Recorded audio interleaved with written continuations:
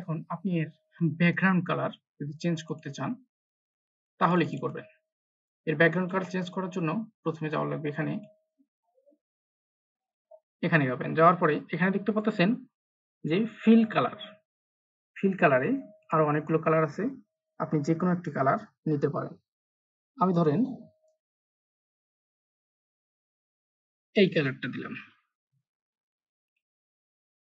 এখন দেখতে পাচ্ছেন যে ব্যাকগ্রাউন্ড যে কালারটা আছে কালারটা চেঞ্জ হয়ে গেছে।